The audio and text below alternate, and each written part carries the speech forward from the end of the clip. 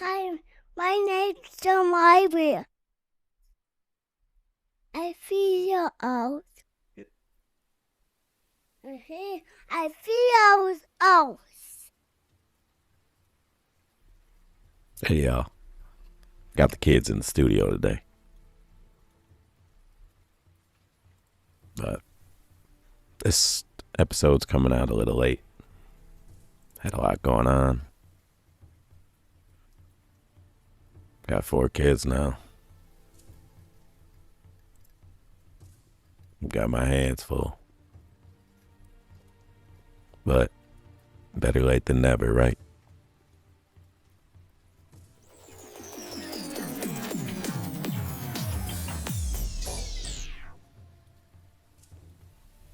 For most of the 5th century BC, Rome is still small, defensive, reactive.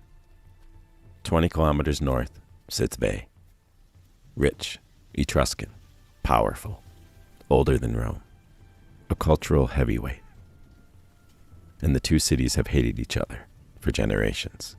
Border raids, cattle theft, ambushes, skirmishes, decades of unresolved hostility. Then around 406 BC, Rome does something unprecedented. It commits to a continuous, multi-year siege. Not a seasonal campaign, a permanent war effort. Up until now, Roman soldiers are farmers who go home after campaigning season. And that stops here. For the first time in Roman history, soldiers are paid. Armies stay in the field year-round. Engineering becomes central to warfare. And Rome commits to total victory, not deterrence. This is the birth of the Roman way of war. Veii is on high ground with walls. You can't storm it. So Rome does something new. They dig miles of tunnels, covered approaches, siege works that last nearly 10 years. This is no legend. Archaeology supports the scale of this effort, and leading it is a man who will become a Roman archetype, Marcus Furius Camillus. Camillus is appointed dictator, an emergency role with total authority, not a tyrant, a legal wartime executive. And this is Rome learning how to centralize command without creating a king. A pattern that will echo for centuries. According to Livy, Roman tunnels breach the city from below, while Veii is conducting a religious festival. Unaware Romans are beneath their feet. Romans pour into the city from inside. Veii falls. It is sacked, its population enslaved or scattered, and its territory annexed. And for the first time in history, Rome doubles its land overnight. After Veii, Rome is no longer a small Latin city. It's a dominant power in central Italy. It's learned siege warfare, long campaigns, professional command, territorial absorption, and population control. This is the template Rome will use on Carthage, Greece, Gaul, Judea.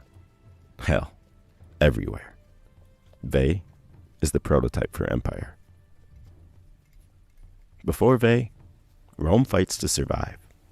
After Veii, Rome realizes it can erase rivals. This is a dangerous realization. And it comes right before the greatest humiliation in Roman history. Because only 6 years later, in 390 BC, a new enemy arrives from the north. Not Etruscans, not Latins. Something Rome has never faced before. Gauls, led by Brennus. And Rome is about to be burned to the ground. There are moments in a civilization's history that become permanent psychological scars. Not defeats, scars. And this is one of them. Long after Rome conquers the Mediterranean, long after emperors rule from marble palaces, long after legions stand on the Rhine and the Euphrates, Roman senators will still whisper about one name with discomfort: Brennus. Because he did the unthinkable. He burned Rome. Up to this point, Rome's enemies have been predictable. Latins fight like Latins. Etruscans fight like Etruscans. Sabines fight like Sabines. Organized, disciplined, familiar. Then around 400 BC, something new begins moving south out of northern Italy. Tall warriors with long hair, torques around their neck, massive shields, and a style of warfare that looks like chaos. These are the Senones, a Gaelic tribe migrating into the Po Valley. Not raiders, migrants with families, herds, and wagons. And they're just looking for land. The Gauls arrive near Clusium. Clusium asks Rome for help. Rome sends envoys from the powerful Fabii family to negotiate. They don't negotiate. They join a skirmish and kill a Gaelic leader. Diplomatic immunity means nothing to the Gauls. They demand Rome hand over the Fabii. Rome refuses. So Brennus does something shocking. He ignores Clusium and marches straight for Rome. The Roman army meets the Gauls at the river Allia, a tributary of the Tiber River. This is not a heroic last stand. It was a fucking disaster. The Romans deploy poorly, stretch their lines too thin, and panic when the Gauls charge screaming downhill. The Roman line breaks almost instantly. Soldiers throw down shields. Many drown trying to cross the river. Others run all the way back to Rome without reforming. This was not a defeat. This was a rout so bad it becomes a proverb in Roman history. Dies alienis becomes an unlucky day on the Roman calendar for centuries. Rome is left open. No army, no defense, no plan. The gates are open because there's no one left to close them. The Gauls walk into Rome almost unopposed. Citizens flee to the Capitoline Hill, the most defensible point in the city, turning it into a last refuge. The rest of Rome is abandoned. What happens next is something Romans will never forget. The Gauls loot the city. Houses are broken open. Temples ransacked. Wooden structures set on fire. Rome, still largely timber and mud brick, burns easily. Smoke covers the hills. This was not symbolic damage. This was a physical annihilation of early Rome. Everything built since Romulus is going up in flames. Records destroyed. Shrines destroyed. Homes destroyed. The city is fucking gutted. Livy tells a haunting story. The elderly patricians, too old to flee, dress in their finest robes and sit in the forum on ivory chairs waiting. When the Gauls enter, they think these motionless figures are statues. One Gaul touched the beard of a Roman noble. The noble strikes him with his staff. The Gauls kill them all. Whether literal or not, the message is clear. Roman dignity in the face of death. The Gauls cannot easily storm Capitoline Hill, so they starve the Romans out. Months pass. Food runs low, and hope runs even lower. Then comes one of the most famous Roman legends. At night, Gauls attempt to climb the cliffs in silence. The sacred geese of Temple Juno Monita begin honking loudly.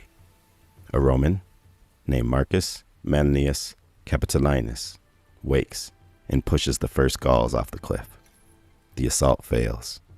The geese save Rome. Romans never forget this, and Juno gains a title, Monita, the Warner. Eventually, starvation forces negotiation. The Romans agree to pay the Gauls in gold to leave. As the gold is weighed, Romans protest that the Gauls are using false weights. Brennus throws his sword onto the scale and says, "Vae victis," woe to the conquered. Rome pays. The Gauls leave. Rome survives, but barely. Roman tradition says Marcus Furius Camillus returns from exile, intercepts the Gauls, defeats them, and declares, Rome shall be ransomed by iron, not gold. Modern historians doubt this happened exactly this way, but Romans believed it, and that belief matters because it reframes the trauma. Rome was not humiliated. Rome avenged itself. This event changes Rome permanently. From this point forward, Rome will build walls. They'll never trust northern tribes. They'll maintain standing readiness. They'll prefer annihilating threats over tolerating them. And Rome will develop deep paranoia about surprise invasion. You can draw a straight line from this sack to Rome's later brutality in Gaul centuries later under Caesar. They never forget Brennus, and they never forgive. Rome doesn't relocate. They rebuild immediately, faster than before. Streets become more organized, defenses stronger, urban planning more deliberate. Out of destruction comes a harder, more disciplined Rome.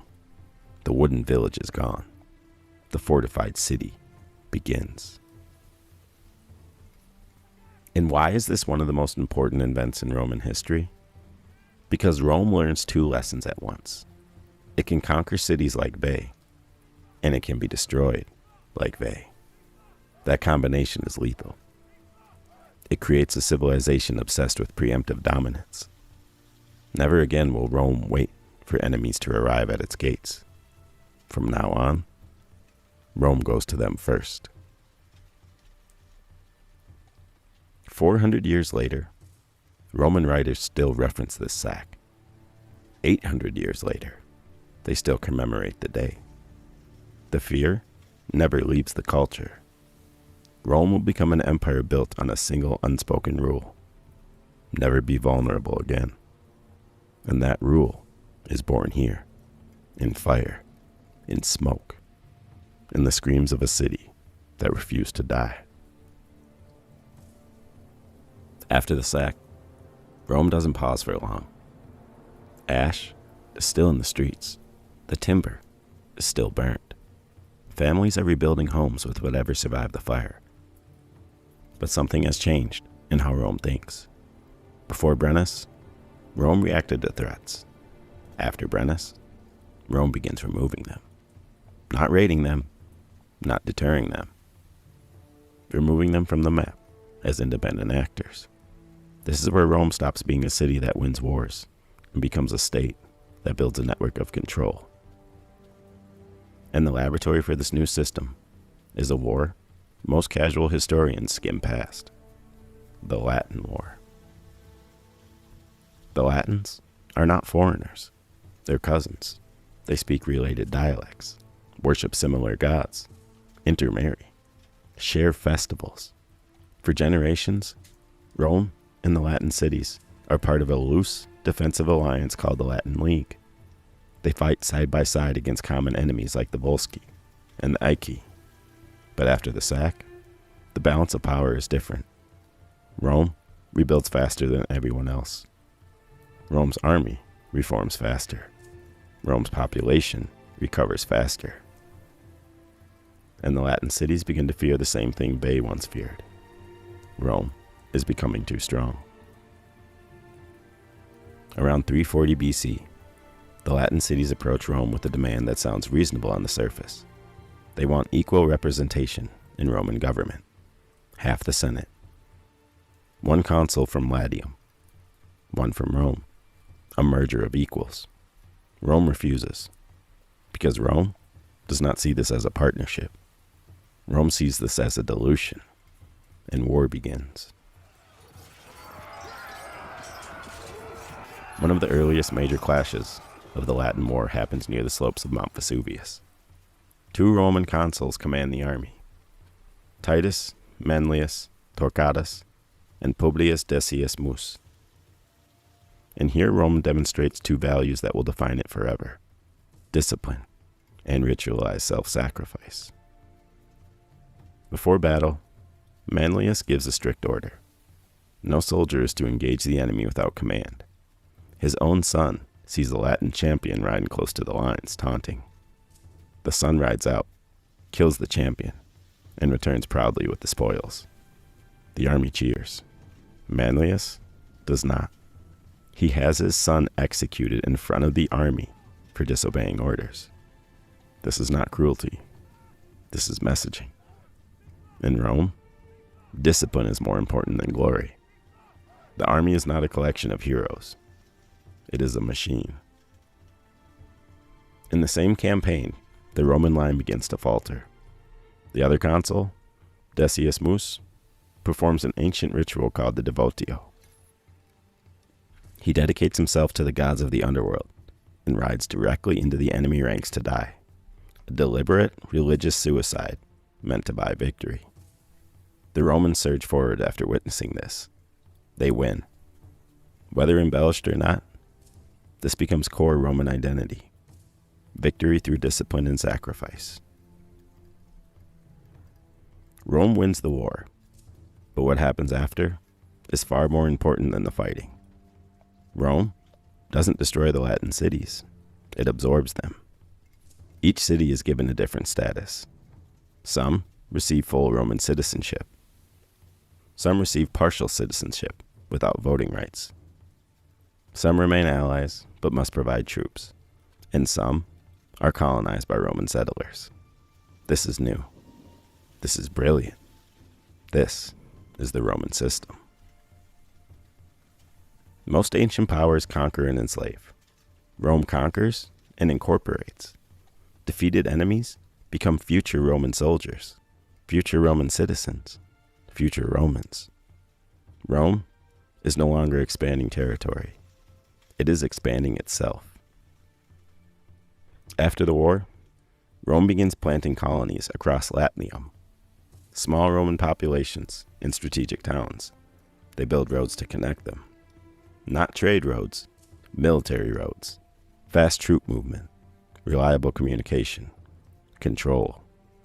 The first version of what will later become the famous Roman road network begins here. After this conflict, Rome is no longer one city among many. Rome is the center of a system of cities, all tied to Rome by law, obligation, and military service. If you attack one, you fight all. This makes Rome exponentially harder to defeat, because you are no longer fighting a city. You're fighting a federation. From this point forward, every enemy Rome fights is at a disadvantage, because Rome can replace losses faster, mobilize troops from dozens of communities, and sustain longer wars. And every victory increases that advantage. This is compounding power, and it starts here, not with Caesar, not with emperors, with the Latin War. Rome learned the final lesson from this. Never wait for threats. Control your neighbors before they can unite against you. Absorb them so completely they forget they were ever separate. This is not conquest by terror. It is conquest by a system. By 338 BC, Rome dominates Latium, not through fear alone, but through integration. And now for the first time, Rome is looking south, toward wealthy Greek cities, toward Samnite highlanders, toward wars far larger than anything it has faced. Rome is about to collide with powers that do not fight like Latins. And in learning to beat them, Rome will invent the legion. And that's where we'll leave this episode.